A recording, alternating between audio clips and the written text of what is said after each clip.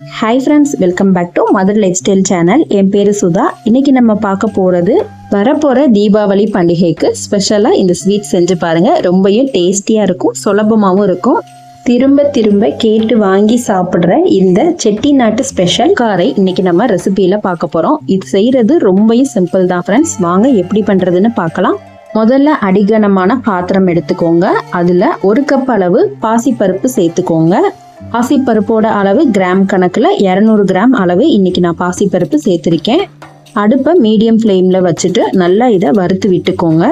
கைவிடாம நல்லா வறுத்து விட்டுக்கோங்க. இது வறுபடுறதுக்கு 4 to 5 நிமிஷத்துல வறுபற்றும் பருப்பு. பருப்போட நிறம் நல்லா மாறி வரணும். அதுக்காக ரொம்பவும் கருக விட்டுறக்கூடாது. இந்த அளவுக்கு நல்ல கலர் மாறினதும் இதுல இருந்து பாசி பருப்போட ஸ்மெல் நல்லா நமக்கு கமகமன்னு வாசம் வர ஆரம்பிக்கும். இந்த அளவுக்கு பருப்பை நல்லா வறுத்தீங்கன்னா தான் நம்ம செய்ய போற ஸ்வீட்டோட வாசமும் நல்லா ஜம்முன்னு இருக்கும். நம்ம சேர்த்திருந்த பாசிப்பருப்பு எல்லாமே ஈவனா கலர் சேஞ்ச் ஆகி நல்லா வறுபட்டதுக்கு அப்புறமா ஒரு பாத்திரத்துல மாத்திட்டு 2-3 முறை நல்லா கழுவினதுக்கு அப்புறமா ஒரு குக்கர்ல மாத்திக்கோங்க. இப்போ அடுத்ததா பருப்புக்கு தேவையான அளவு தண்ணி சேர்த்துக்கலாம். 1 கப் பருப்புக்கு 2.25 கப் அளவு தண்ணி சேர்த்துக்கோங்க. பருப்பு எந்த கப்பில் அளவெடுக்கிறீங்களோ அந்த கப்பே மெஷர்மெண்ட்டுக்கு எடுத்துக்கோங்க. 2.25 கப் அளவு தண்ணி சேர்த்தீங்கன்னா கரெக்டாக இருக்கும். இப்போ தண்ணி சேர்த்தாச்சு. இது கூடவே ஒரு 1/4 டீஸ்பூன் அளவு மட்டும் நெய் சேர்த்துக்கோங்க. குக்கர் மூடி போட்டு 3 விசில் வச்சு எடுத்துக்கலாம். குக்கர் கேஸ் ரிலீஸ் ஆனதுக்கு அப்புறமா ஓப்பன் பண்ணி பார்க்கலாம்.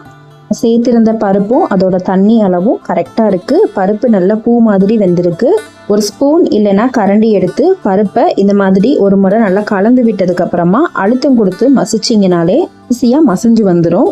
ரொம்பையும் மசிக்க தேவையில்லை. ஓரளவுக்கு இந்த மாதிரி கலந்தீங்கனாலே நல்லா மசிஞ்சிடும். அப்படியே ஒரு பாத்திரத்தில் மாற்றி வச்சுக்கோங்க. இப்போ அடுத்ததாக வெல்லம் ரெடி பண்ணிக்கலாம். ஒரு பாத்திரத்தில் 2.25 கப் அளவு மண்டை வெல்லம் நல்லா பொடி பண்ணிட்டு சேர்த்துக்கோங்க. செய்ய போகிற ஸ்வீட்டோட கலர் ரொம்ப டார்க்காக வேணும், கலர்ஃபுல்லாக இருக்கணும் அப்படின்னா நல்ல டார்க் கலரில் இருக்கிற வெல்லமாக பார்த்து சேர்த்திங்கன்னா நல்லா கலர்ஃபுல்லாக இருக்கும். இப்போ வெல்லம் கரைச்சி எடுக்க தண்ணி சேர்த்துக்கோங்க. 1/2 கப் அளவு தண்ணி சேர்த்துட்டு வெல்லத்தை கரைச்சி எடுத்துக்கலாம். இதுக்கு பாகுபதம் எதுவும் தேவையில்லை. வெல்லம் நல்லா கரைஞ்சி வந்தாலே போதும். பாருங்கள், இந்த அளவுக்கு நல்லா கரைஞ்சி மேலே நுரைய பொங்கி வந்ததுக்கு அப்புறமா ஸ்டவ் ஆஃப் பண்ணிக்கோங்க. வெல்லம் கரைச்சி ரெடி பண்ணியாச்சு. இப்போ அடுத்ததா நல்ல அடிகனமான பாத்திரம் வச்சுக்கோங்க. அதுல 2 டேபிள் ஸ்பூன் அளவு நெய் சேர்த்துக்கோங்க. ஸ்டவ்வை லோ ஃப்ளேம்லேயே வச்சுக்கோங்க. நெய் லேசா சூடானதுக்கு அப்புறமா ஒரு கைப்பிடி அளவு முழு முந்திரி பருப்பை 2ஆ உடைச்சு சேர்த்துக்கோங்க. முந்திரியோட அளவு உங்களோட விருப்பத்துக்கு ஏற்ற மாதிரி சேர்த்துக்கோங்க, கூட குறைச்சு. இப்போ முந்திரி பருப்பை நல்லா பொன்னிறம் ஆகும் வரைக்கும் நல்லா வறுத்து எடுத்துக்கோங்க. முந்திரி பருப்பை இன்னமும் கூட குட்டியாக கட் பண்ணி சேர்க்கலாம். சாப்பிட்ற ஒவ்வொரு வாய் ஸ்வீட்டுக்கும் முந்திரி பருப்பு கடிப்படும் போது ரொம்ப சுவையாக இருக்கும். இவ்வளோதான், முந்திரி பருப்பை வறுத்தாச்சு. இப்போ அதை அப்படியே ஓரமாக வச்சுட்டு அதே நெய்லேயே 1/2 கப் அளவு ரவை சேர்த்துக்கோங்க. வறுத்தது வறுக்காதது எதுவாக இருந்தாலும் சேர்த்துட்டு நெய்யில் ஒரு முறை நல்லா வறுத்து விட்டுக்கோங்க. அடுப்பை லோ ஃப்ளேம்லேயே வச்சு தான் வறுத்து விடணும், இல்லைன்னா இது கரிஞ்சு போயிடும். ரவையை நல்லா உதிரியாக இந்த அளவுக்கு வறுத்து விட்டுக்கோங்க. இந்த அளவுக்கு வறுத்தாதான் இதோட சுவையும் மனமும் அருமையாக இருக்கும். இப்போ பார்த்தீங்கன்னா ரவை நல்லா வறுபட்டுருச்சு, கலரும் லேசாக சேஞ்ச் ஆயிருச்சு. அடுத்ததாக 1/2 கப் அளவு தேங்காய் துருவல் சேர்த்துக்கலாம். இதை நான் மிக்ஸி ஜாரில் அரைச்சிட்டு சேர்த்துருக்கேன். தேங்காய் துருவல் மிக்ஸியில் அரைச்சிட்டு சேர்த்துக்கலாம், இல்லைன்னா கையில் துருவி கூட சேர்த்துட்டு இதையும் நல்லா வறுத்து விட்டுக்கோங்க. இந்த மாதிரி புட்டு பதத்துக்கு வறுத்துக்கணும்.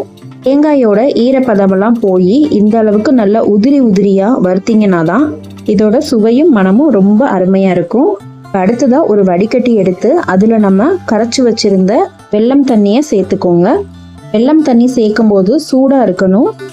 அப்போ தான் நம்ம சேர்த்திருந்த ரவையெல்லாம் வேகிறதுக்கும் கரெக்டாக இருக்கும். பாருங்கள், வெல்லம் தண்ணி எல்லாமே சேர்த்தாச்சு. ஒரு கரண்டி வச்சு இதை நல்லா கலந்து விட்டுக்கோங்க. நல்லா கலந்து விட்டு 2-3 நிமிஷத்துலே இந்த மாதிரி கொதி வர ஆரம்பிக்கும். இந்த ஸ்டேஜில் நம்ம வேக வச்சிருந்த பருப்பை கொஞ்சம் கொஞ்சமாக சேர்த்து கலந்துக்கோங்க. மொத்தமாக சேர்த்துடக்கூடாது, கெட்டிப்பட ஆரம்பிக்கும். கொஞ்சம் கொஞ்சமாக சேர்த்து இந்த மாதிரி ஸ்பீடாக கலந்தீங்கன்னா கலக்கிறதுக்கு ஈஸியாக இருக்கும். இப்போ அடுத்ததாக மீதி இருந்த பருப்பும் கொஞ்சம் சேர்த்துக்கலாம். நம்ம இதை கைவிடாமல் கிண்டணும். அதே மாதிரி அடுப்பும் லோ ஃப்ளேமில் இருக்கணும், இல்லைன்னா கீழே அடிப்பிடிக்க ஆரம்பிச்சிடும். இப்போ நம்ம வேக வச்சிருந்த எல்லா பருப்பையுமே சேர்த்தாச்சு.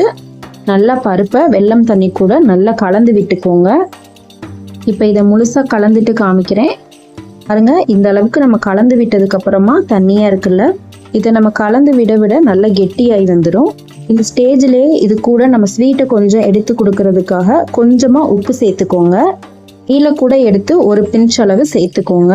இப்போ அடுத்ததாக 1/2 டீஸ்பூன் அளவு ஏலக்காய் தூள் சேர்த்துக்கோங்க. இப்போ அடுத்ததாக இது கூடவே 1 டேபிள் ஸ்பூன் அளவு நெய் சேர்த்துக்கோங்க. இப்போ இதை நல்லா கைவிடாமல் கலந்து விட்டுக்கோங்க. இன்னமும் நல்லா கெட்டியான பதம் வர வரைக்கும் நம்ம கலந்து விடணும் கைவிடாமல். இந்த அளவுக்கு நல்லா வேக வச்சோம்னா தான் நம்ம சேர்த்திருந்த ரவையும் நல்லா வெந்து வந்திருக்கும். இப்போ கரெக்டான பக்குவத்துக்கு கலந்து வேக வச்சாச்சு. தேவைப்பட்டதுன்னா இன்னும் கொஞ்சம் நெய் சேர்த்துட்டு இதை வேறு பிளேட்டில் சர்வ் பண்ணிக்கலாம். அவ்வளோதான் ஃப்ரெண்ட்ஸ், ரொம்பவும் சுவையான மணமான செட்டிநாட்டு ஸ்பெஷல் உட்காரை. இதே மாதிரி நீங்களும் உங்கள் வீட்டில் தீபாவளி பண்டிகை அன்னைக்கு செஞ்சு சாப்பிட்டு என்ஜாய் பண்ணுங்கள். இந்த வீடியோ பிடிச்சிருந்தா மறக்காமல் லைக் பண்ணி ஷேர் பண்ணுங்கள். சப்ஸ்கிரைப் பண்ணாதவங்க சப்ஸ்கிரைப் பண்ணி சப்போர்ட் பண்ணுங்கள். தேங்க்யூ.